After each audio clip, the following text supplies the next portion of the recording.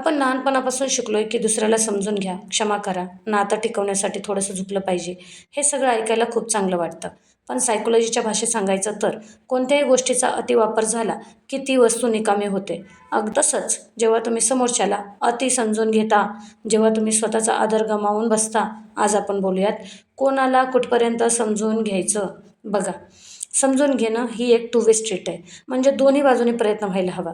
जर एखादी व्यक्ती चूक करते आणि ती मान्य करण्याची तिची तयारी आहे, तर तिला एकदा, दोनदा, तीनदाही समजून घेणं तुमची माणुसकी आहे. पण जर ती व्यक्ती वारंवार तीच चूक करते, त्याच चुका करते आणि तुम्हाला गृहीत म्हणजे टेकन फॉर ग्रांटेड धरते, तर तिला समजून घेणं ही माणुसकी नाही, तो तुमचा कमकुवतपणा ठरेल.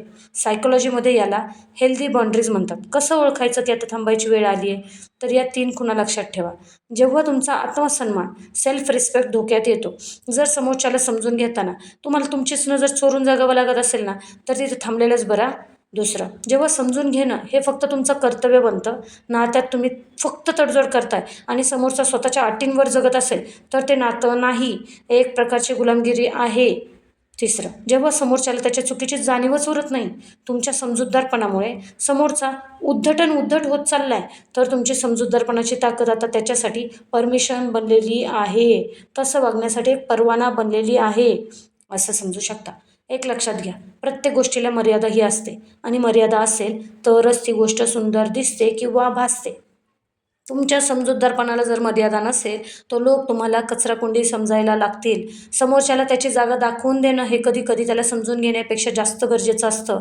कारण काही माणसं समजावून सांगितल्याने नाही, तर त्यांना मिळणाऱ्या वागणुकीमुळे सुधारतात. थोडक्यात काय, जगाला समजून घेता घेता स्वतःला हरवू नका. ज्याला तुमच्या समजून घेण्याची किंमतच नाही, त्याला तुमच्या आयुष्यात स्थान देऊन आपली ऊर्जा वाया घालवू नका. कधीतरी नाही म्हणायला शिकावं, कधीतरी बस म्हणायला शिका. कारण तुमची शांती ही कोणतंही नातं टिकवण्यापेक्षा जास्त महत्त्वाची आहे. असेच काही प्रश्न तुमच्या मनात रुंजी घालत असतील, तर कमेंटमध्ये नक्की मांडा. त्यावर बोलायला मला नक्की आवडेल.